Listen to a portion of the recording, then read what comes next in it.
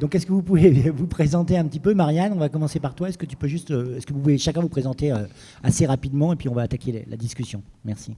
Oui, bien sûr. Alors, bonjour tout le monde. Je m'appelle Marianne Carpentier. Je suis directrice des technologies émergentes chez TF1 au sein du groupe. J'ai un passé de productrice de dessins animés, donc je viens de la prod.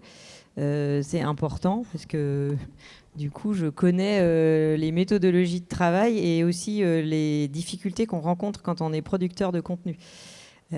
Voilà, ça c'est une première chose. Et donc mon rôle au sein de TF1 aujourd'hui, au sein du groupe, c'est de développer les usages de manière intelligente, c'est-à-dire soit pour que ça nous amène de la rapidité d'exécution ou ça diminue les coûts de fabrication, ou alors ça permet parfois d'apporter plus de créativité ou de qualité à l'image. En fait, c'est un peu ça le nerf de la guerre aujourd'hui.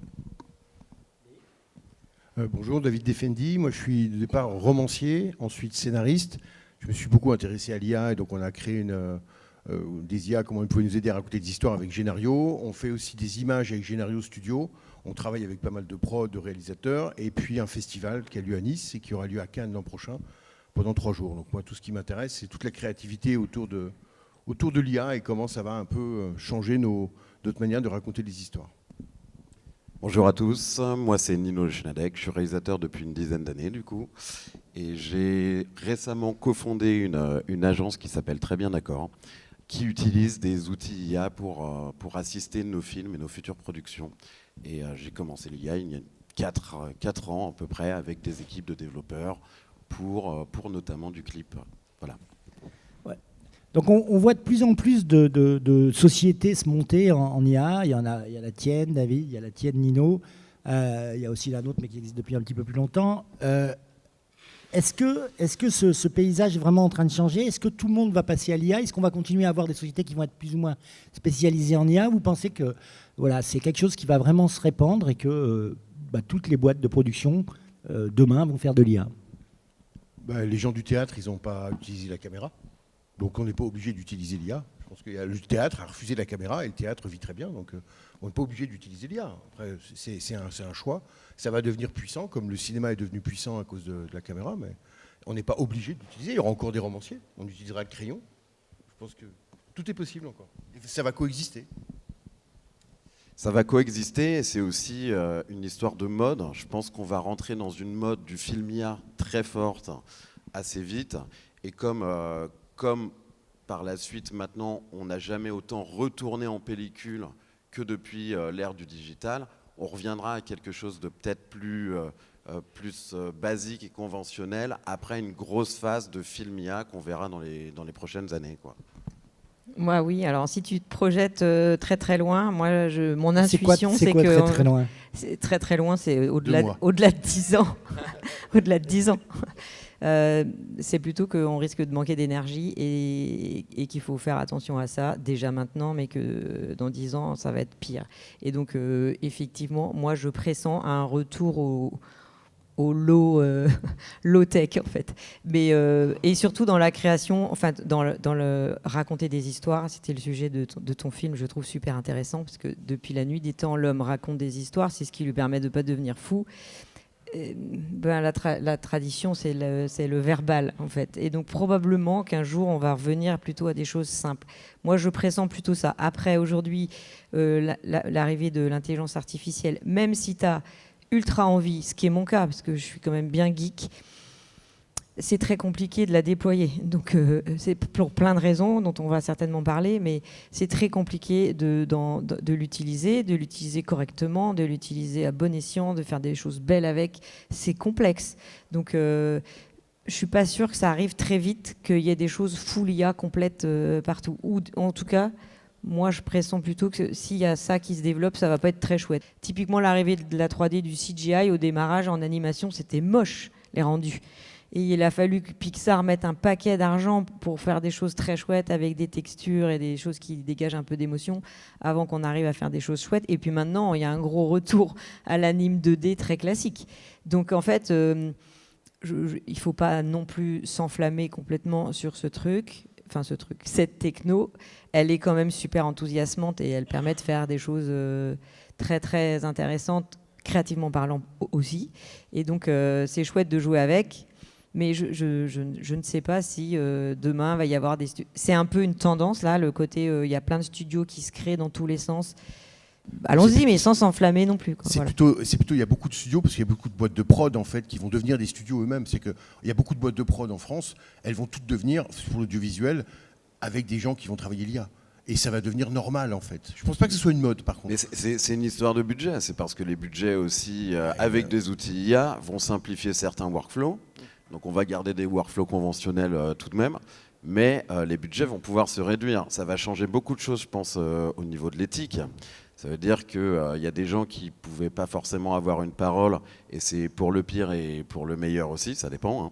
Mais du coup, quand on a besoin de 300, 400 000 euros pour faire un petit film, maintenant, on pourrait peut-être en faire un pour 70 000 euros, ce qui devient abordable pour certaines personnes. Ça donne déjà accès à des nouvelles voix qui peuvent s'exprimer grâce à ces outils-là parce qu'ils sont plus accessibles. Donc ça, et nouvelles voix des femmes, par exemple. Ça, c'est chouette. Des gens de pays émergents aussi, en fait, l'Afrique, l'Amérique du Sud. C'est clair, en fait, sont en train de développer des choses hyper intéressantes parce qu'ils ont accès à du matériel technique qu'ils n'avaient pas en fait, et ça c'est quand même assez intéressant, et tant mieux si il y a des jeunes qui vont y arriver aussi grâce à ça, comme on a vu sur YouTube, il y a eu un paquet de contenus nuls et dans le lot il y en a qui sont extraordinaires. Ça va être pareil avec l'intelligence artificielle en fait. Et Marianne, justement au sein de TF1, est-ce que vous avez dépassé le stade de tester des choses, de prototyper des choses avec les outils IA, c'est déjà rentré en production, et comment vous benchmarkez ces différents outils ? Oui, on a passé cette étape-là. Alors chez nous, il y a quand même deux grosses approches complètement différentes. Donc les news, très clairement, on a une guidelines qui est vraiment super stricte, quoi. Voilà. Donc on ne fait pas d'IA sans le dire expressément. On n'utilise pas l'IA de manière automatisé, on fait très peu d'IA générative, on utilise l'IA pour faire plein de choses, mais très peu à l'image, et quand on le fait, on le notifie très clairement. Après, tout ce qui est fiction, divertissement, là, on peut un peu plus s'amuser. On a quand même encore des gros freins de gestion de nos données, de protection de nos données et de protection de nos auteurs et de gestion de droit à la propriété. Après, en prépa, je trouve ça hyper intéressant comme outil pour générer des mood boards, travailler à la direction artistique, chose qu'on faisait peu parce qu'on n'a pas de budget en France pour faire ça. Et donc en prépa, en fait, on est souvent dans des timings super courts, parce qu'entre le moment où un script est validé et le moment où on part en prod, souvent on a 3 jours. Et donc on n'a jamais le temps de rien faire. Et donc là, quand même, ça nous permet de travailler assez vite sur des mood boards, des rendus, travailler la DA, travailler les ambiances colorimétriques. Ça, c'est super intéressant. Et après, en tournage, sur nos tournages aujourd'hui, oui. En fait, ce n'est pas nous qui l'utilisons, ce sont nos équipes, en fait. Nos chefs déco, en fait, l'utilisent pour fabriquer des papiers peints, pour fabriquer des accessoires, pour fabriquer des modèles 3D de choses qui vont imprimer sur des imprimantes 3D pour mettre ensuite sur le décor. Ça, c'est pas des utilisations qu'on imagine, mais en fait, c'est ultra intéressant. Pour fabriquer des décors animés, c'est-à-dire des pelures projetées sur des fonds LED. Évidemment qu'on commence à faire ça. Voilà, pour l'instant, on en est là, et des VFX aussi. C'est hyper puissant sur la partie VFX, et je ne suis pas la première à le dire. L'exemple le plus fort, c'est House of David sur Amazon Prime. Les VFX qui ont été faits par des Français, en plus, sur cette prod, sont assez bluffants, et ils ont coûté 6 fois moins cher que des VFX traditionnels. Ils n'auraient jamais pu faire cette prod sans ça. Et en fait, même Amazon Prime était complètement interloqué par le fait que 3 gars et 2 filles, pardon, ont réussi à faire le boulot d'une équipe de 70 personnes, en fait. Ce qui est intéressant, c'est qu'ils étaient sur le set, ou quasiment, et que du coup, ils ont fait ça aussi en temps réel, quasi en temps réel. Ouais. Avec les scénaristes qui étaient là à côté, les acteurs. Ils étaient tous ensemble. En fait, ils étaient un étage sous le studio. Mais donc, ce qui les a bluffés à Amazon, c'est aussi le temps que ça a pris, le fait de pouvoir faire ça quasi en temps réel, donc de diminuer les coûts de prod d'une force incroyable. Par rapport augmenter à la créativité. Aussi, le workflow de mettre des scénaristes avec les réals, les gars qui font de la VFX, les acteurs sur un même set, et travailler ensemble, ça change la manière de faire des films. Et ça, c'est super pour les chaînes, pour tout le monde, en fait. Parce que on souffre un peu dans ce milieu de silo. Tu as l'écriture du scénario, ensuite tu as le tournage, ensuite tu as la post-prod, et après tu as le marketing. Et là, ils ont lié les 4 silos, et ça, c'est intéressant, je trouve.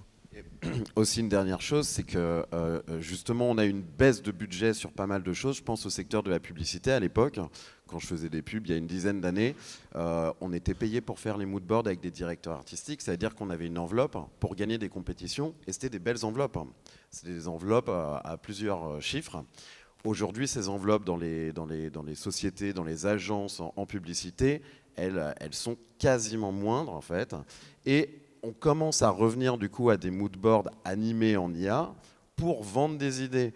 Donc en fait, et ça fait gagner un temps fou et ça permet justement à certaines agences de revenir en force pour gagner certains projets. Et c'est la même chose dans les productions audiovisuelles classiques, dans la fiction et compagnie. C'est comme ça qu'on avait bypassé nous les histoires de droits d'auteur il y a 2 ans quand j'ai dit il faut se mettre à l'IA les enfants. On s'est dit ok, on va s'en servir pour pitcher en fait, parce que très honnêtement, en France, en plus, on sait très bien fabriquer des séries et des films, on le fait super bien. On a tous les techniciens qu'il faut et toutes les technologies qu'il faut. Juste, les vendre, c'était devenu tellement compliqué. Et c'est encore pire 2 ans après. Le concours de pitch que tu avais fait avec des scénaristes qui s'emparaient de ça, et ça, bien c'était sûr, intéressant. Et qui arrivent à projeter leurs idées aussi, parce que souvent, les créas... sont pas tous des Asperger, mais sont pas les meilleurs communicants en fait. Et donc là, qu'ils arrivent à projeter quelque chose qui représente l'idée qu'ils ont dans leur cerveau, qui sont brillantissimes, soyons honnêtes, c'est 10 fois plus vendeur d'aller voir un acheteur d'une chaîne ou d'une plateforme avec une vidéo qu'avec un papier en fait. Voilà. David, comment vous définiriez justement Génario? C'est une écriture augmentée, un travail machine? Quel est l'aboutissement du... Génario, c'est un écosystème. Il y a pas mal de gens, il y a des ingénieurs en IA, il y a des artistes qui sont là et on essaie d'inventer. Alors, on a une base tech, c'est clair, pour le roman, pour le cinéma, et on ne s'interdit pas d'aller vers des métiers d'art contemporain ou de choses comme Obvious. On va travailler avec eux sur des choses et d'aller vers des créations d'œuvres d'art. En fait, ce qui nous intéresse, c'est comment la tech, avec l'IA, on va faire des œuvres d'art. Donc, œuvres d'art classiques ou peut-être chercher des expérimentations nouvelles. Donc, Génario, c'est un petit peu tout ça. Et un festival, on va avoir l'an prochain, il va être beaucoup plus ouvert, ce ne sera pas que des films. Il y a beaucoup de choses qui se passent en fait là-dessus et on expérimente, c'est un labo d'expérimentation artistique. Alors, qui sont les clients Les clients, alors, principalement des gens de l'audiovisuel, c'est clair, les producteurs, les chaînes, les scénaristes, les réals. C'est principalement les gens du cinéma et des séries. Mais voilà, on ne s'interdit pas de s'ouvrir à d'autres choses, notamment vers l'art contemporain qui nous intéresse de plus en plus. Si vous voulez, on peut reparler un peu des clients, parce que moi j'ai l'habitude de vendre des solutions un peu des outils IA, que ce soit auprès des artistes, auprès des agences, auprès aussi en fait, de tout ce qui touche au secteur de la publicité. Et moi je ressens une réticence quant au budget concernant l'IA, qui sont assez importants, parce que la plupart des gens pensent que c'est la machine qui travaille toute seule. Or, les gens qui sont derrière l'IA, notamment les techniciens, ne sont pas vraiment des techniciens. On parle de directeurs artistiques, on parle de gens qui ont une connaissance, qui ont un background culturel costaud. Et du coup, en fait, quand on montre un budget qui va être, mais parfois vraiment divisé par rapport à ce qu'on pourrait faire avec un système conventionnel, ce qu'on fait dans l'audiovisuel, et en fait, les clients sont parfois réticents à l'idée d'injecter dans de l'IA parce que pour eux, c'est ChatGPT ou rien. Voilà. Mais tu veux dire que quoi? Ils pensent que l'IA est magique, en fait, tes clients? Ils pensent que l'IA est magique, ouais. mais comme quelqu'un qui ne s'y connaît pas dans la production audiovisuelle... Est-ce qu'on pourrait justement revenir sur la façon dont on travaille? Je voudrais juste dire que vous pouvez poser des questions quand vous voulez, intervenir, on vous donnera la parole. Ce que tu as dit tout à l'heure, David, c'était intéressant de dire qu'on va mélanger... c'est que on met ensemble des gens du VFX, des scénaristes, des réalisateurs, des gens de l'IA. En fait, il y a quelque chose qui est intéressant avec l'IA et qui est différent, c'est qu'on travaille moins d'une manière séquentielle, on travaille d'une manière qui est une manière beaucoup plus itérative. Donc ça change aussi cette notion de culture, de tech, de mélanger des techs, des artistes, c'est ça qui est intéressant, ton labo aussi. Donc est-ce qu'on peut parler de ça? Est-ce que vous pouvez dire, et aussi dire en se projetant un petit peu, aujourd'hui, il y a 2 types de films. Il y a des films qui sont faits par des gens tout seuls. Et il y a très peu de films qui sont faits par des équipes, soit des très grosses productions comme House of David, soit des exemples comme des sociétés comme Promise, qui font vraiment, il y a beaucoup de questions dans ce que tu fais. qui travaillent. Oui, non, mais c'est important de voir comment on travaille d'une façon itérative. Pardon, oui, c'est vrai. Et comment on va aller vers quelque chose de plus complexe et hétérogène en termes de workflow. Tu parles de Promise. Pour moi, c'est Promise, ce qu'ils font, c'est absolument génial. Maintenant, sur les workflows, et ça revient à House of David, ils réinventent la manière de construire un film. Et ça, c'est intéressant. Promise ou Media Company, on essaie de le faire, et je pense que ça va être intéressant pour les chaînes aussi, à tout le monde de s'acculturer à ça, c'est de comprendre comment un scénariste va devoir devenir producteur, réalisateur, monteur, et en même temps comprendre le marché. Maintenant, on va rentrer dans des choses beaucoup plus polyvalentes, où quand on me dit « Ouais, mais les scénaristes, ils vont être remplacés par les producteurs ». Ouais, c'est clair. Puis parce que tu n'as qu'à remplacer les producteurs. Et je pense que ce terme du grand remplacement, on le pense en figé. Le scénariste va être remplacé par un producteur parce que les IA génératives de texte vont devenir tellement puissantes qu'on n'aura plus besoin des scénaristes. Oui, mais le scénariste, il peut aussi devenir producteur parce que l'approche du marché et du budget va devenir plus facile. Et il peut devenir aussi réalisateur. Donc je pense que dans les workflows, tout est en train de se métamorphoser, et c'est ce qu'on a vu dans House of David. Le réalisateur devient scénariste, il devient monteur, il fait storyboard. Le broadcaster à TF1, le producteur TF1, il s'intéresse à la création aussi d'images, il s'intéresse à la création de textes. Donc là, je pense qu'il faut réinventer, il ne faut pas avoir peur, mais il faut se mettre à travailler ensemble. Et nous, scénaristes, réalisateurs, chaînes, et se dire comment on va bosser ensemble, parce qu'on va continuer à bosser ensemble. Alors, l'approche du marché et du budget va devenir plus facile. Pas sûr. Après, petite analogie sur l'approche workflow versus outils. Donc, travailler tous ensemble, on essaye de le faire, et l'IA, ça permet quand même de faire, avec des clients, par exemple, de s'asseoir autour de la table avec un client et en temps réel, lui montrer que son idée de mettre des chaussettes jaunes à l'actrice principale, c'est pas une bonne idée. C'est génial de pouvoir faire ça et de mettre autour de la table le marketing, la distribution, la production, le directeur artistique, le directeur littéraire d'une série, et de se poser tous autour d'un visuel et de dire on est d'accord, on n'est pas d'accord, et si on n'est pas d'accord, on le réitère en live.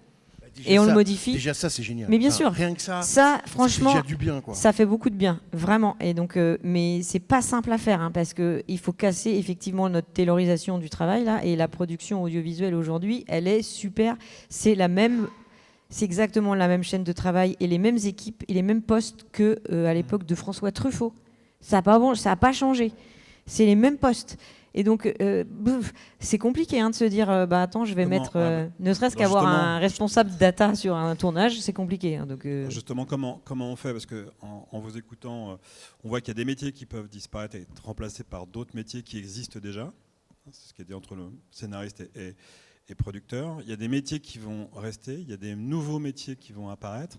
Mais comment on peut justement se parler pour que le workflow devienne pérennes, et comment se former et qui former sur les il faut faire ce que disait Marianne, ça se fait là pour l'instant, il n'y a pas d'école, il n'y a pas de théorie, il n'y a pas de manuel d'éducation, donc ça se fait comme ça.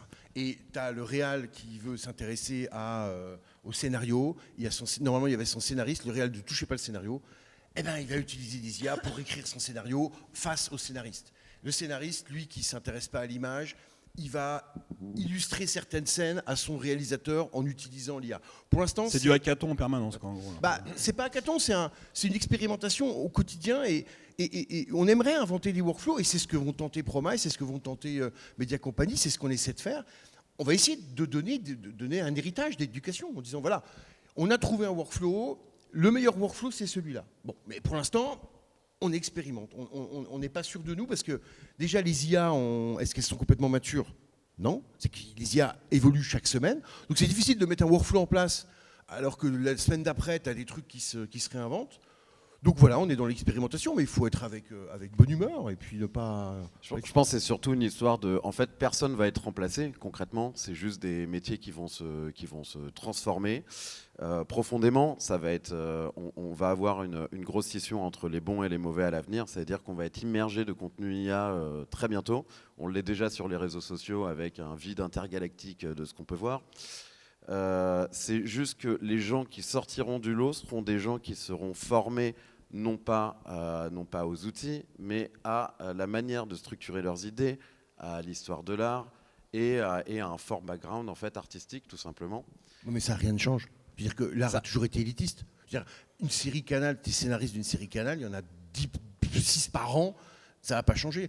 Mais on peut se contenter, on peut être content aussi que les gens deviennent artistes. Ça va pas changer, ça va juste se renforcer. En fait, parce qu'en fait, là où un simple technicien dans le milieu de l'audiovisuel avait uniquement la technique pour lui, s'il est remplacé entre guillemets par des méthodes et des méthodologies de travail en fait qui vont faire que son job ne sert à rien, le directeur artistique va pouvoir lui intégrer cet outil dans son workflow. Moi j'ai un exemple hyper concret une intuition que j'ai eue là-dessus, parce qu'effectivement, comment on forme les gens, c'est pareil, c'est pas simple du tout. J'ai pris en alternance, il y a 2 ans, une jeune gamine qui était en master de design graphique au Gobelin. Hyper tradi, pas du tout d'IA. Photoshop, InDesign, tout ça. Et par contre, je l'ai pris et je lui ai dit, je te mets dans l'équipe innovation et tu vas faire que de l'IA, je te le dis tout de suite. Donc tu utilises tout ton savoir de design graphique que tu apprends au Gobelin, qui est une super formation, mais tu mets de l'IA partout et tu vas bosser sur tous les outils. Et tout ce qui sort, tu le prends, tu le décortiques, tu m'en mets partout. Résultat, en fait, au bout de 2 ans, elle est que en alternance, donc elle n'est pas chez nous tout le temps. Elle a fait des projets de dingue. Elle a eu des choses qui ont été diffusées sur France Télé, alors qu'elle a 20 ans. Donc, elle a participé à des chartes graphiques de séries qui ont été vendues à Netflix. Enfin, elle est au top de sa vie. Elle est prise dans une école de design graphique à Londres. En fait, elle cartonne et elle dit... pourtant, c'est une artiste. Hein, elle dessine à la main, elle peint et tout. Enfin, c'est pas du tout une geek. Elle n'est pas du tout pro outils numériques. Donc, elle dit l'arrivée de l'IA, ça m'a permis de faire des choses que j'aurais jamais pu faire avant. Ça m'a permis de travailler 2 fois plus vite. Ça m'a permis d'être à côté de la directrice marketing du groupe et de lui sortir des trucs en temps réel et de lui sortir des trucs où elle disait c'est génial. Et en fait, à 20 ans, d'avoir cette opportunité-là, c'est vraiment super, quoi. Et donc là, elle a mélangé les deux. Donc aujourd'hui, elle a son savoir, je te rejoins à fond, elle a son savoir traditionnel, comment je compose une image, comment je mets les éléments en premier plan, deuxième plan. Ça, c'est hyper important. Et de la même chose, pour faire du cinéma, il faut avoir une connaissance de ce que c'est qu'un plan, de ce que c'est qu'une séquence, un mouvement de caméra. Si on ne maîtrise pas ça, on va passer à côté. Donc il faut les deux. Donc oui, il faut plutôt faire évoluer les formations tradies. Là, il faut qu'elles implémentent de l'IA dans leur cursus. Et à l'inverse, peut-être, les cursus tech devraient intégrer des formations traditionnelles aux médias et à la conception, en fait. Voilà, la conception artistique. Artistique, exactement. Tu sais, Marianne, ça me rappelle un petit peu l'arrivée du numérique, tu sais, avec le 5D en 2007. Moi, sans le 5D, je ne pourrais pas faire de film aujourd'hui. C'est-à-dire que le cinéma était un milieu extrêmement fermé. Si tu ne passais pas par la Fémis, par Louis Lumière, etc., c'était inaccessible pour les gens de ma génération. Quand il y a eu la crise des subprimes et l'apparition de ces nouveaux appareils, c'est intimement relié, mais voilà, c'est un peu spécial. Et bien en fait, nous, toute ma génération, on a pu enfin prendre des caméras pour filmer ce qu'on avait envie de filmer. On n'avait pas besoin d'aller en laboratoire, développer de la pellicule. On pouvait faire ça instantanément. Moi, je vois un petit peu ces nouveaux outils IA comme ça. C'est vraiment juste un outil qui va permettre au plus grand nombre de pouvoir s'exprimer. Après, comment on va s'exprimer ? Là, tu vois, sur ça, il y a un truc génial en ce moment. En Afrique, par exemple, ils ont un problème sur la télévision et la production audiovisuelle. Ça coûte de l'argent. Mais ils ont en plus envie de raconter des histoires d'afrofuturisme, qui est un truc science-fiction, lié à la science-fiction et des traditions. Avec l'IA, ils le font. Et en fait, la narration qui va s'emparer des récits, ça, c'est assez génial de voir. Alors, oui, il y a beaucoup de déchets. Et c'est vrai qu'il y a beaucoup de trucs. Mais je pense qu'il faut accueillir aussi le fait que les gens, ils veulent devenir artistes et qu'il faut leur laisser le temps. Et qu'en Afrique, je vois tout un mouvement d'afrofuturisme, de films, et qui parle aux Africains. Et en fait, ils ne passent plus par des cinémas hollywoodiens pour se parler entre eux. Et qui vont eux-mêmes se parler entre eux grâce à l'IA et pouvoir raconter des récits et qui vont pouvoir communiquer. Et ça, c'est une des plus belles nouvelles de ces derniers mois en Afrique, avec l'arrivée de VO2, VO3. Oui, mais en même temps, ce qui est encore vachement intéressant, c'est qu'ils ont aussi l'IA leur donne aussi une fenêtre sur le monde aussi. Parce que, par exemple, en Afrique, on a beaucoup. L'Afrique, c'est pas que le Niger, mais le Niger, il y a une production phénoménale de cinéma en Niger, mais on la voit jamais à l'extérieur. Tandis que là, les artistes africains qui sont emparés de l'IA, il y en a pas beaucoup, mais il y en a les une réseaux petite- sociaux aussi. il y en a. Oui, mais c'est pas que parce que ils sont tout de suite plus visibles. Donc ils font des choses qui sont de leur culture, de l'afrofuturisme, comme tu dis, et qui deviennent visibles. Et ça, c'est intéressant, cette double chose. Mais ça n'empêche pas que ça ne changera jamais. Pour raconter une histoire, il y a quand même il y a des règles de base en fait pour que une histoire, l'IA soit les connaît. appétissante. L'IA les connaît, ces règles de base, donc Oui. ça peut aller plus vite. Quand tu parlais de lumière, de tech, aujourd'hui, tu prends VO3, il sait tout ça. Il y a moins besoin, et c'est pas pour ça qu'il ne faut pas le faire, hein, je suis entièrement d'accord avec toi, Nino, mais Ouais. il y a moins besoin de comprendre, d'avoir une compétence traditionnelle pour pouvoir faire un film. Et c'est dommage, parce que Tu feras les un films, mauvais film. les films, Jean-Yves. ils ont Non, besoin... non, non, les non. films, Alors, ils ont c'est besoin- toujours oui la et même non, chose, hein. Oui et non, Non, tu non, fais non, pas mais- un si mauvais film que ça. Mais par contre, tu fais un bien meilleur film quand tu connais tout ça, et c'est Ouais, nécessaire. exactement. Mais il ne faut pas oublier que les outils savent déjà ont intégré beaucoup de choses, et que ça permet aussi, la démocratisation, elle permet aussi à des gens qui sont jeunes dans ce métier, qui n'ont pas beaucoup de compétences, qui n'ont pas beaucoup de compétences artistiques, qui n'ont pas beaucoup de compétences, de faire des choses qui sont quand même assez valables jusqu'à un certain point. Il ne faut pas oublier ces deux choses, même si c'est nécessaire, et je suis entièrement d'accord avec ça. Est-ce Et que ça, vous avez- Jean-Yves, pardon. Ouais. Non, vas-y. Mais juste un truc sur ce que tu viens de dire qui est hyper important et qui change la donne en fait sur la formation, c'est que les mecs face à l'IA vont demander à l'IA comment s'améliorer. Et en fait, il y a un moment donné où ils vont plus à l'école et qu'ils n'ont plus besoin d'école et que l'IA est meilleure que n'importe quel professeur, des gobelins ou de loups de lumière ou des trucs. Et je vois des gamins en fait venir. J'ai deux exemples de deux nanas des cités qui n'ont pas le bac. Elles ont appris toutes seules les structures du scénario, à travailler tout ça, les trucs. Elles sont en prod, elles sont en train de faire un truc, et elles ont appris face à l'IA. Et en fait, ça a changé la manière. Il y a aussi le savoir des lumières, par exemple, avec un prof, le savoir, le prof, le truc, est en train de bouger. Les prêtres ont été remplacés par les profs vont être remplacés par les ordinateurs. Alors, Et moi, c'est plutôt une bonne nouvelle. je peux te dire que mes gamins, parce que Je sais pas. j'enseigne dans Je suis une... pas sûr. J'enseigne dans une école de ciné et mes gamins qui ont 20-21 ans, tu dois avoir 10% qui utilisent l'IA, ils m'écrivent des trucs Ouais. dégueulasses, bourrés de fautes d'orthographe. Je leur dis mais au moins passez ça dans ChatGPT. Mais ils pour n'auraient pas corriger l'IA, vos ils fautes. écriraient avec des fautes d'orthographe. Mais c'est Oui. juste qu'ils me font des mood boards, des présentations de leurs films, bourrés de fautes d'orthographe, tu vois. Alors quand il y en a une ou deux, c'est ok, mais là c'est compliqué, surtout quand tu es en 3e année d'école de ciné, c'est impossible. Et en fait, moi je vois beaucoup plus de gens qui ont mon âge utiliser intelligemment les IA que la nouvelle génération. J'ai l'impression qu'ils n'ont pas encore vraiment capté Il leur faut une à Marianne. quel point ça Il va leur les faut une aider. Marianne, Oui, c'est mais tout. parce que moi, je prône à ce niveau-là, au niveau de la formation de base. Pour pouvoir manipuler des IA, il faut savoir parler, donc il faut savoir lire, et donc il faut lire et écrire, quoi. Et donc merci, quoi, parce que si on veut pas avoir des débiles, en fait, parce qu'un débile qui utilise de l'IA, ça fera un truc débile, hein, en fait. Donc à la base il y a de la des gens- base, il faut lire, écrire, quoi. Il faut se former de manière totalement traditionnelle, et puis après on utilisera les IA de manière intéressante, quoi. En fait, pour revenir sur le workflow de départ. Je suis peut-être déformée par le dessin animé, mais moi, à la base, pour moi, le démarrage, c'est une vision créative. C'est quelqu'un qui a une idée de ce qu'il a envie d'avoir. Et donc, il a une idée, c'est un créa qui porte une idée et qui a une idée de l'image qu'il a envie d'avoir. Et ensuite, on construit le workflow pour arriver à ce rendu-là. Et je prends des exemples. Par exemple, en dessin animé, il y a des dessins animés qui sont avec des rendus aquarelles. Et ça n'existe pas, des workflows qui font ça tout seul. On les fabrique exprès pour arriver à ça. Et en fait, ça part tout le temps de là. Donc, il y a l'histoire, il y a quelqu'un qui veut raconter quelque chose.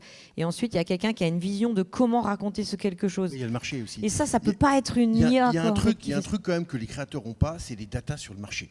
Et on vit quand même dans des silos qui sont normaux parce que le créateur, tu fais ton scénario, tu as le producteur qui a une petite idée du marché, mais tu as surtout les chaînes de télé qui, eux, ont les datas, ou je ne parle même pas des plateformes qui ne partagent pas les données du marché, ou les plateformes qui disent « nous, on sait ce que veulent les gens ».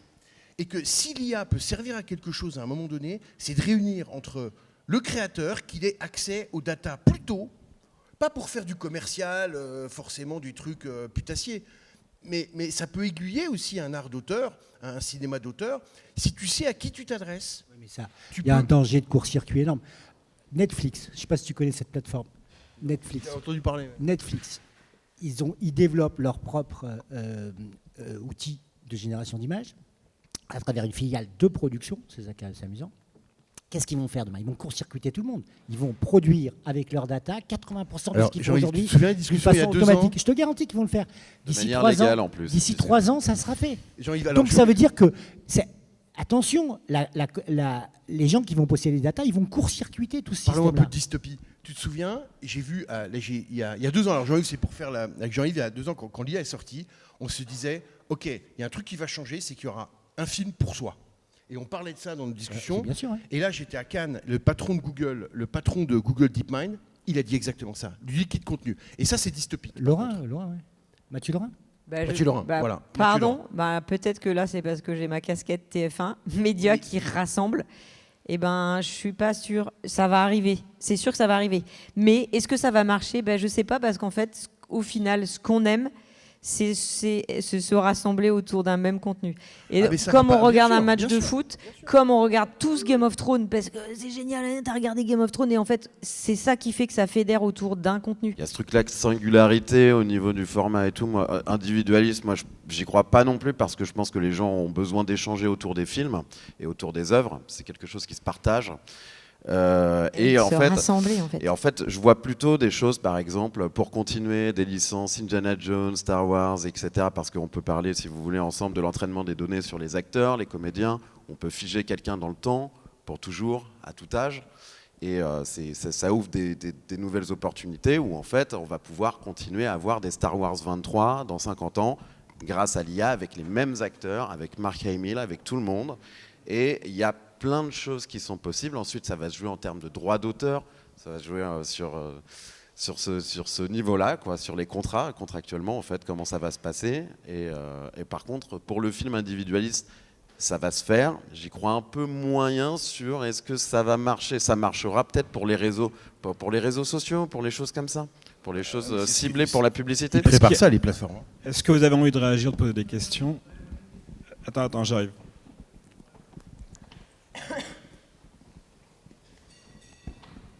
Oui, bonjour, Gilles Podesta, je suis producteur chez Diabolo Film, je fais du cinéma. C'est très intéressant tout ce que vous racontez, hein, mais pour l'instant, j'arrive pas à faire de pont avec mon métier. C'est-à-dire que je ne suis pas en mesure de pouvoir me projeter demain dans un tournage avec ce que l'IA va m'apporter. Je ne vous parle pas du scénario, j'ai compris. Je ne vous parle pas des bibles, j'ai compris. Je vous parle de la production.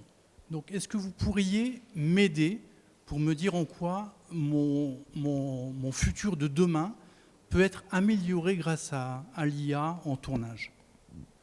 Déjà, ton futur d'aujourd'hui. D'aujourd'hui. Ouais, parce que demain c'est trop loin.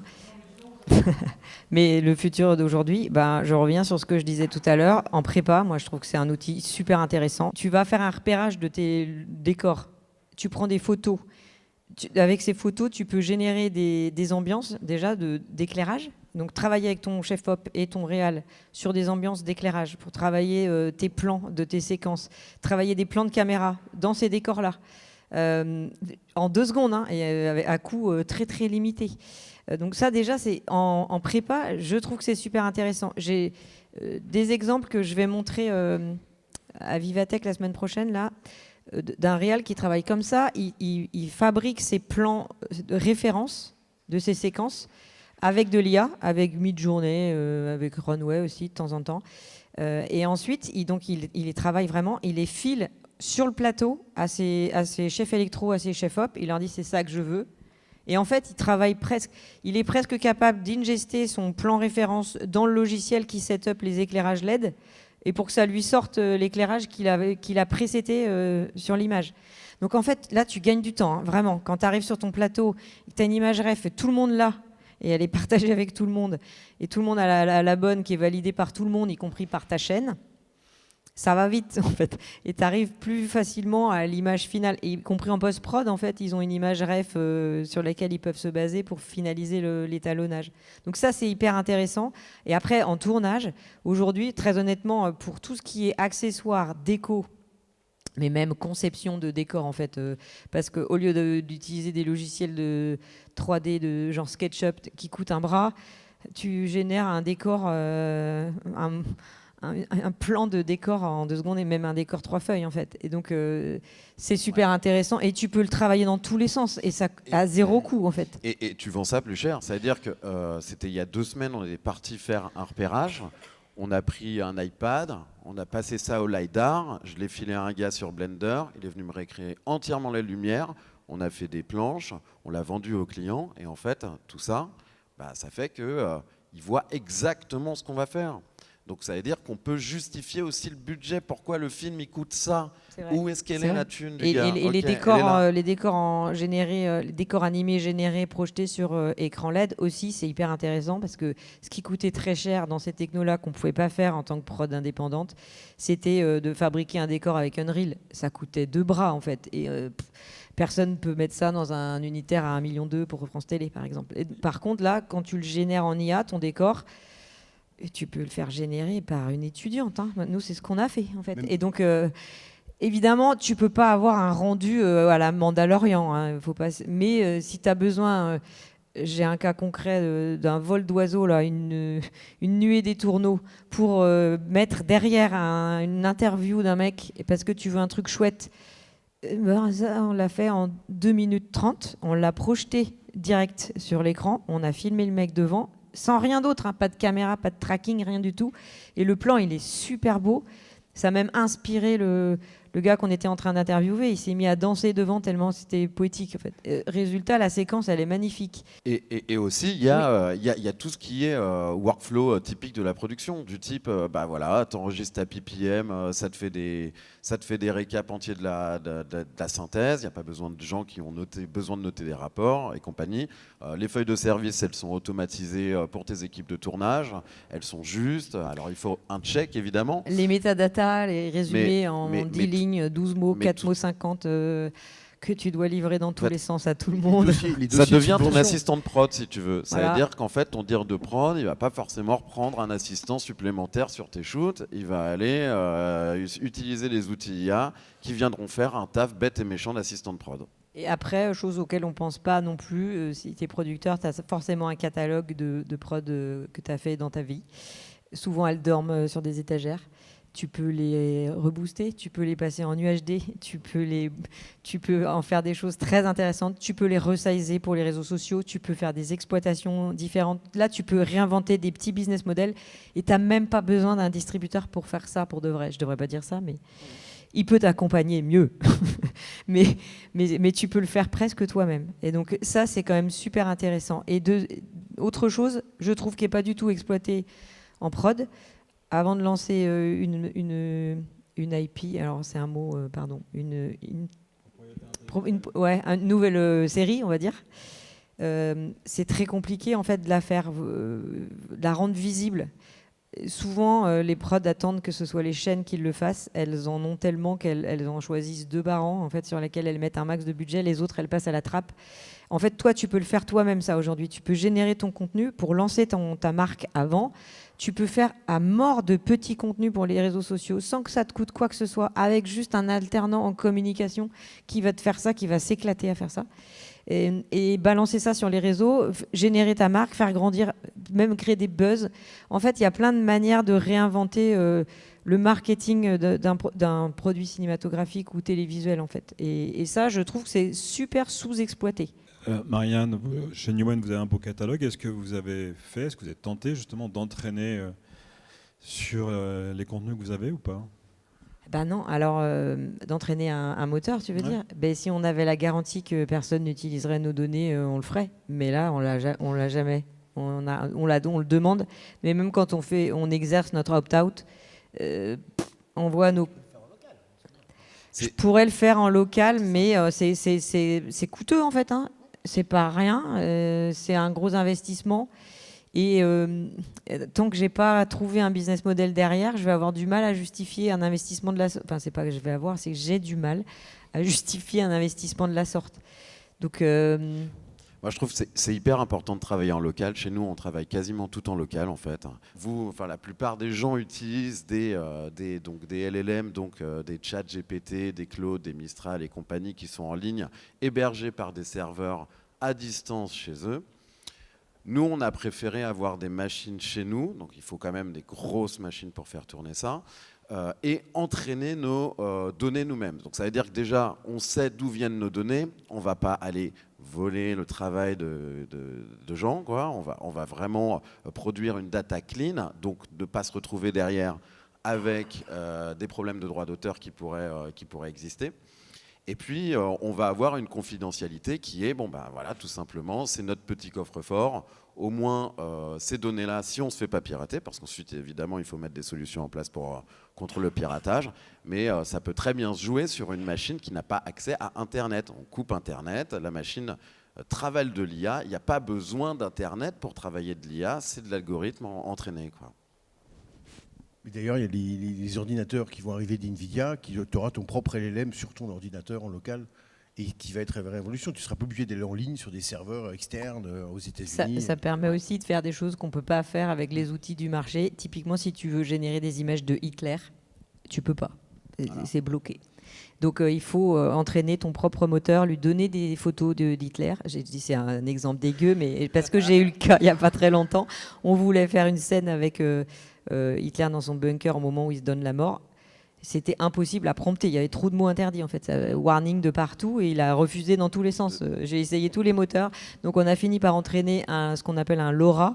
Donc c'est vraiment sur notre serveur. En fait, on entraîne le moteur sur nos propres images. Et là, on a réussi à générer le visage d'Hitler qui bouge. Et c'est l'avenir d'ailleurs de la production. Pour moi, l'avenir de la production audiovisuelle aussi va se jouer beaucoup en local.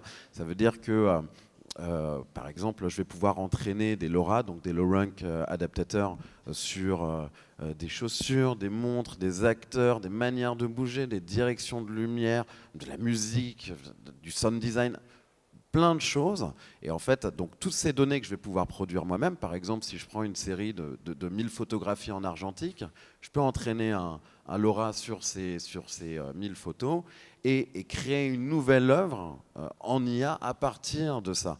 Et là, j'aurai tous les droits. Ça veut dire que ce sera quand même une œuvre artistique et tout.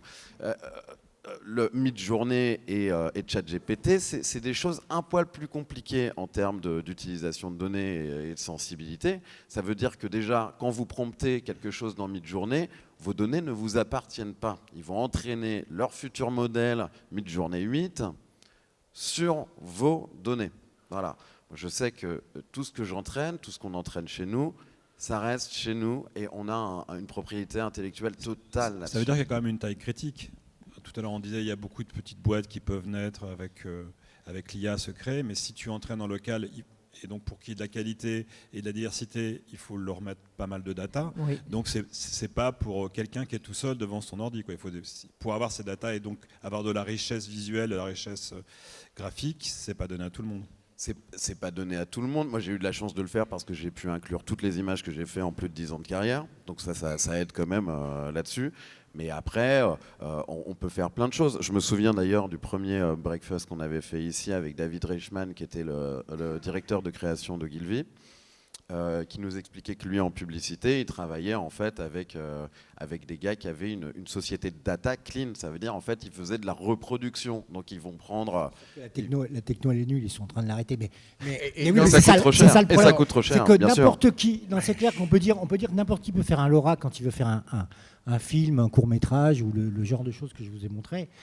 On peut entraîner, il suffit il faut avoir un gros PC, il faut avoir de préférence une grosse carte, donc une 5090 par exemple de Nvidia, mais on ne peut pas en trouver, donc on se rabat sur une 4090, et en mettant beaucoup de RAM, on peut entraîner des LoRa avec ces types d'images, 1000 images.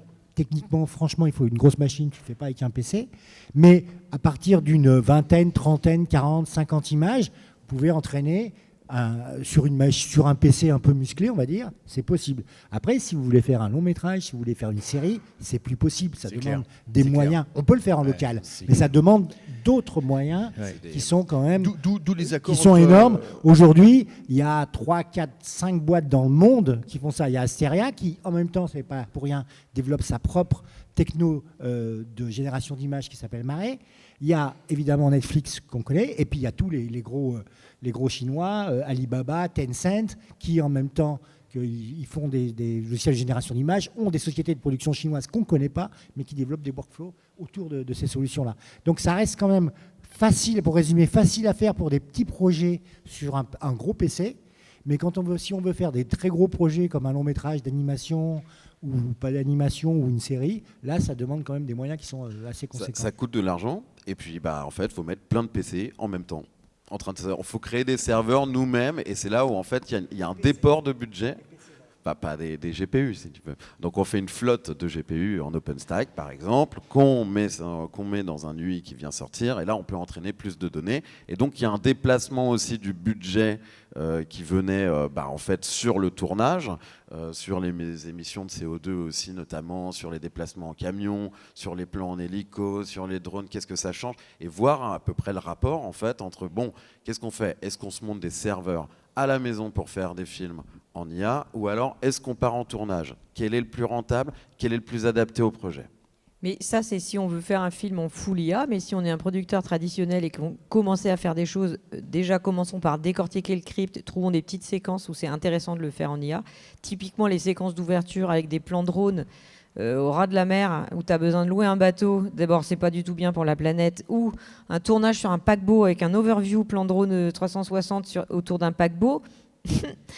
Mais c'est bête de le faire avec des caméras, ça, aujourd'hui. Déjà, c'est bête pour la planète, parce qu'il faut envoyer 15 personnes en pleine mer tourner un plan qui va durer 5 secondes, alors qu'une IA va le générer en 3 secondes. Qui décide, Marianne, justement quand tu prenais un scénario, c'était le premier assistant qui faisait de découpage avec le directeur de prod. Là, quand tu dois décider IA, pas IA, qui a la main? C'est le petit truc qui est tricky là en ce moment. C'est qu'il faut des gens qui soient capables de piger. Tiens, là, on peut mettre ça en plan séquence. Alors, du coup, nous, on est en train de développer une IA pour faire ça. Parce que pour la peine, c'est malin ça. Parce que si on pouvait éviter à un humain de décortiquer un script, parce que ça fait longtemps qu'on ne le fait plus à la main, les décortiquages de script, là, on les balance dans une machine qui nous split ça en base de données, qui nous organise le tournage, qui optimise le plan de travail. Pour que les acteurs tournent le moins de temps possible et que les décors qui nous coûtent très cher soient super optimisés. Donc ça, déjà, c'est pas de l'IA générative, c'est juste de la programmation informatique. Ouais. Mais demain, avoir un petit agent IA qui te décortique ton script et qui te dit ça, c'est faisable avec de l'IA, typiquement, j'ai presque envie de dire n'importe qui peut le faire. Hein. Ça, c'est à portée de main, hein, franchement. Et après, il y a des choses qu'on ne peut pas faire. Il y a des choses qu'on décide, nous, chacun décide ce qu'il veut. Enfin, nous, on a décidé de ne pas faire, en fait. Donc, mettre des images de nos acteurs dans des machines, dans Runway, dans Kling, whatever, no way, en fait, on ne fait pas ça. Donc, il y a plein de choses qu'on ne peut pas faire.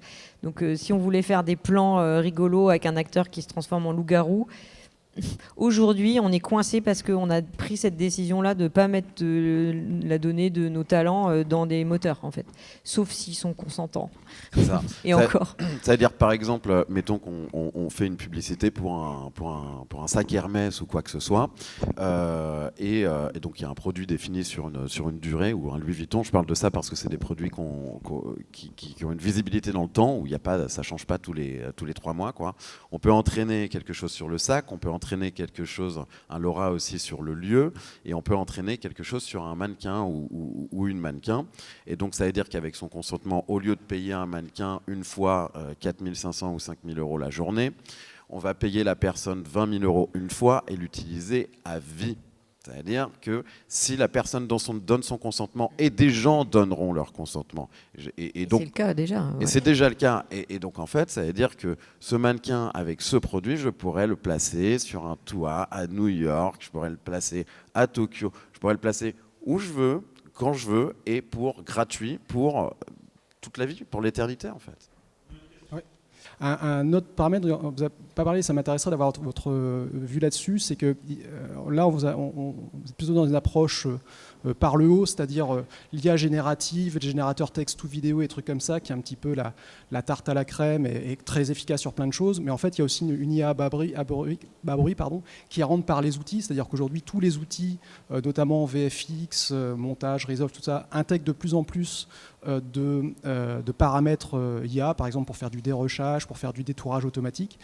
Comment vous voyez justement dans l'évolution des métiers les deux se rejoindre à un moment ou pas? Tout à l'heure, je parlais du dernier outil d'image qui est un peu à la mode parce qu'il est assez puissant, enfin, en tout cas dans de l'hyperréalisme. Il disait que c'est un Photoshop avec la parole, Flux Context, qui est un logiciel open source en plus. Bon, après, je mets des guillemets parce qu'on ne sait quand même pas exactement comment il a été entraîné. Ce Flux Context, il a été, alors qu'il est sorti il y a moins d'une semaine, il est déjà intégré dans Firefly. Donc, les outils traditionnels, ils vont aussi très vite pour absorber ces outils-là. En fait, il y a pas, la différence, elle est un petit peu comme l'expliquait Nino, elle est plutôt entre les outils propriétaires, qui sont des outils SAS comme Runway, comme VO3 de Google, et Adobe finalement, parce que c'est un outil propriétaire, et les outils open source. La différence, elle est vraiment là, à la fois en termes de carbone, et à la fois en termes de mindset par rapport à ce qu'on fait. La différence, il n'y a pas de vers le haut ou vers le bas, c'est plutôt open source, outil propriétaire. Ouais, c'est un mindset parce que par exemple, quand on voit un Flux contexte, c'est Black Forest qui fait ça. C'était des gars à l'époque qui étaient chez Stable Diffusion, pour ceux qui connaissent en local, qui était une sorte de modèle qui a volé énormément de données. D'ailleurs, hein, c'est pas des modèles clean. Je veux juste le rappeler. Vous pouvez l'utiliser sur Adobe Firefly sans problème, vous allez payer, mais vous pouvez aussi faire le choix de l'utiliser gratuitement, puisque c'est le but de l'open source, en fait, c'est que ces données-là appartiennent à la communauté. Ouais, mais j'ai l'impression c'est un peu comme Linux et Windows. C'est-à-dire que tu as Linux qui est quand même qui est fait pour des geeks, qui est une petite niche, et tu as Windows qui prend... Ouais, mais du coup... On n'est pas prêt de voir un long métrage se faire avec un VO3, alors qu'on est prêt de voir un long métrage se faire avec de l'open source. C'est tout. C'est la seule différence. Hein. Je suis plutôt d'accord. Je crois pas, je suis sûr de moi. Ouais, c'est sûr. Après, je peux me tromper, mais je suis en sûr. full IA, tu veux dire? Ouais. Tu penses qu'on est plus près avec des multiplicités d'outils open source qu'on va connecter ensemble? Dans lesquels tu auras aussi des outils propriétaires d'ailleurs à partir, j'espère, hein. à partir de SaaS, mais beaucoup plus à partir de l'open source et d'outils, on va dire, hybrides, parce que qui mélangent de l'open source et du SaaS, pour moi, c'est pas incompatible. Hein. Mais par contre, la différence, elle est vraiment là. Elle est entre des outils dits propriétaires et qui de plus en plus font tout comme Google, à des outils. Oui, quand on voudra faire du high-end, aujourd'hui, on est beaucoup plus près. En tout cas, tous les gens que je connais qui travaillent sur plutôt de l'animation aujourd'hui, sur du long métrage d'animation ou sur des formats longs, c'est des produits hybrides. Tu parlais de Promise tout à l'heure, tu les citais, c'est beaucoup avec de l'open source. Ouais, mais ça demande quand même des compétences techniques énormes. Enfin, je veux dire, le cinéma demande des compétences techniques énormes, en fait, de base. Bien sûr. Et surtout que là, effectivement, comme l'a rappelé Cédric, on ne parle pas des coûts et que le jour où Google va sortir sa price list, on va tous pleurer. Parce que je rappelle que c'est une boîte qui est cotée en bourse. Hein, donc, ils ne sont pas là pour amuser la galerie. Hein, donc, à un moment donné, ils vont avoir envie de dégager de la rentabilité. Larry Page a dit qu'il préférait faire banqueroute plutôt que de ne pas trouver la GI en premier. Exactement. Il a dit ça quand même. C'est des tarés, c'est clair. mais ils ont dit ça, il ne faut pas oublier ça. Aujourd'hui, personne ne paye le prix de l'IA. Personne, que ce soit sur du LLM ou que ce soit sur de la vidéo, personne ne paye le vrai prix. Il faut quand même, à jour, peut-être qu'on va le payer, mais pour l'instant, personne ne le paye. Oui, je voulais revenir sur un petit peu, nous, ce qui nous occupe, c'est comment rendre aussi les entreprises françaises plus compétitives dans ce domaine. Donc, vous avez cité beaucoup d'exemples qui sont anglo-saxons ou asiatiques dans les outils utilisés, mais est-ce que, sans aller jusqu'à créer des nouveaux LLM, mais où est-ce qu'on peut mettre le curseur pour être plus compétitif et pouvoir proposer des produits au cinéma, à l'audiovisuel à défaut d'avoir la techno Mistral, ils ne feront pas de vidéo, ils n'iront pas là-dessus, donc ça sera que des outils anglo-saxons. Donc à part les talents, ça va être chaud. Ça va être très très dur en fait. La guerre a déjà commencé depuis très longtemps entre la Chine et l'Amérique, l'Europe et la France. On va faire des applicatifs qui vont utiliser des outils étrangers. Mais on est les parents pauvres de l'IA en Europe, en France. Mettre de l'argent, je pense que dans les talents, dans l'éducation, il y a beaucoup de récits, gagner la guerre des récits, mais ça se fait avec des talents. C'est pas la techno qui va raconter le monde, enfin qui va faire des fictions, des séries. Et je pense que ça, c'est très très très difficile, malgré la bonne volonté et l'envie collective d'avancer là-dessus. Je suis assez pessimiste sur ça, sur ce qui va se passer pour nous. Malheureusement, je me trompe peut-être, j'espère me tromper. Mais quand je vois les investissements en Silicon Valley, aux États-Unis ou en Chine, et quand je vois ce qu'on fait nous, c'est difficile. Non, et puis il y a aussi les législations européennes qui diffèrent par rapport aux États-Unis et par rapport à la Chine. Mais en effet, là, on est sur une guerre froide un petit peu USA-Chine, et l'Europe essaye tant bien que mal de suivre, mais quand on injecte des sommes, des milliards dans des modèles américains et chinois, ça va être très dur pour l'Europe de venir en compétitivité.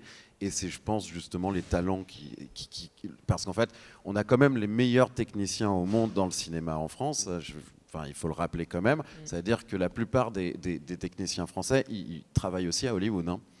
On a des grands noms français à Hollywood en techniciens.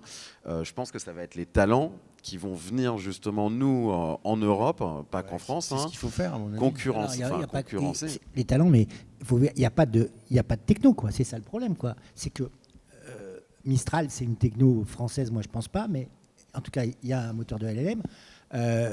Plus ou moins français. En termes d'image fixe, il n'y a rien. En termes d'image animée, il n'y a rien. Il n'y a rien en France, mais il n'y a rien en Europe, hein, à part FreePic, qui est espagnol, mais on ne sait pas trop. Leur techno, on va dire, leur techno à eux, elle est moyenne, très moyenne même, et on ne sait pas comment ils l'ont fait, on ne sait pas ce qu'il y a derrière, c'est complètement opaque. Mais il y a ces Espagnols-là. Mais à part ça, il n'y a rien. Et puis, moi, je suis assez furieux que dans l'appel de 2030 dont tu as parlé, il y avait un volet contenu qui avait été annoncé par Dati, il n'y a rien sur le contenu. Donc, il faut effectivement faire de la tech pour faire du contenu. Des choses comme Génario, c'est très bien. Vraiment, je le pense, tu le sais bien. Mais il y a besoin d'avoir d'autres Génarios, mais il y a besoin aussi d'avoir de l'argent qui soit injecté dans le contenu. Et parce qu'avec l'IA, le contenu, c'est de la tech et du contenu. C'est les deux mélangés. Il y a besoin d'injecter de l'argent. Tu as 1000 fois raison. 1000 fois raison. Mais j'ai participé au débat là, entre la culture et le ministère avec Rachid Dati et puis les gars de la tech. Mais ils n'ont rien compris, ils n'ont pas compris. Donc ils vont dépenser de l'argent dans des trucs qui ne servent à rien. Et ils vont dépenser de l'argent, et il y aura beaucoup d'argent public qui va être engouffré dans des trucs qui ne servent à rien. Enfin, excusez-moi, mais vous qui êtes dans l'audiovisuel ici dans le public, j'imagine que vous utilisez toujours des caméras françaises sur vos tournages, quoi. Évidemment. Donc je pense qu'en fait, c'est un peu une non-question. On va pas... à un moment, l'outil, il est là, hein, qu'il soit chinois, japonais, peu importe, américain. L'ordinateur. On va l'utiliser. Nous, c'est pas vraiment la question. Je suis totalement en phase. Je trouve que c'est pas du tout pris par le bon angle, cette histoire de subvention. C'est très spéculatif. Ça me fait penser à la French Tech. C'est super. On met plein de pognon dans des boîtes qui n'ont pas de business model, qui n'ont pas de marché, qui ne savent pas pourquoi elles fabriquent des produits, qui vont finir par servir à rien. Dans le lot, il y en a quelques-unes qui sont extraordinaires, je dis pas. Mais globalement, quand même, c'est ça. Voilà, effectivement, peut-être aussi mon passé de productrice me fait hurler de rage en me disant mais il y a zéro argent pour produire, en fait. C'est une galère sans nom, c'est un marché qui se casse la gueule. On a plein de créateurs. Et en fait, le nerf de la guerre, c'est les créatifs, en fait. Et en plus, on est le pays des Lumières, donc arrêtons de financer de la tech, finançons des créatifs, en fait, qui ont des idées de projets, et puis mettons un peu de sous sur les projets. En fait, pour faire du contenu avec de l'IA, et pas que de l'IA native, mais pour faire du contenu avec de l'IA, il faut de la tech. Donc, il y a besoin d'un vrai financement sur ça, mais pas sur de la tech pour faire de l'IA. Là, on a perdu le match. Exactement. Exactement. Oui, c'est pas une question, c'était pour compléter une information. Il me semble que Black Forest Lab, qui fait Flux, est allemand. Et Stability AI, qui était même au tout début de la technologie d'image générative, de génération d'images, c'est anglais. Enfin, donc c'est plus ou moins anglais. Enfin, en tout cas, les ingénieurs étaient anglais. Et allemand. Ouais, donc en fait, cette technologie-là, open source, est quand même européenne et a donné naissance à pas mal d'innovations, notamment sur Comfy, avec énormément d'outils qui ont été créés en Europe avec des Européens, mais qui n'est pas mis en valeur. Et je crois que c'est aussi une sorte de... C'est un peu freiné par l'Europe, en fait, qui est très frileuse par rapport aux droits d'auteur, etc. Et c'est très dommage, parce que finalement, il y a... Enfin, on va dire que c'est bien d'un côté, mais c'est aussi dommage pour l'innovation, parce que finalement, il y a énormément de talents et d'ingénieurs en France qui font des très bonnes choses. Et tu parles de super France, boîtes, en Europe, je veux dire. tu parles de super boîtes dont les Américains et les Chinois se régalent en rachetant des talents au prix. Et ils les pillent. Et par exemple, on parlait de Mistral tout à l'heure, ils ont les serveurs avec Azure et machin, avec Microsoft qui débarque derrière. Oui, c'est Microsoft. Le nombre de papiers qui sort sur l'open source, sur de l'image, sur de l'IA, il est quand même grandement américain et chinois, et beaucoup moins européen. Par contre, il y a beaucoup de gens en Europe, notamment dans le domaine de l'open source, qui travaillent sur ces papiers, font du rétro-engineering et font des choses absolument extraordinaires, que ce soit Black Forest ou que ce soit pire, juste un individu en Europe du Nord et qui fait énormément de choses pour l'IA mondiale open source. Cuivre, je ne me rappelle jamais comment il s'appelle. Mais moi, je crois que ça va arriver. Il y a juste là une petite période de gap. En même temps, il y a une révolution technologique et en même temps, il y a un marché qui est complètement explosé et qui décroît, qui ne coule pas, mais qui prend cher quand même. Et donc, il y a plein de business models à réinventer.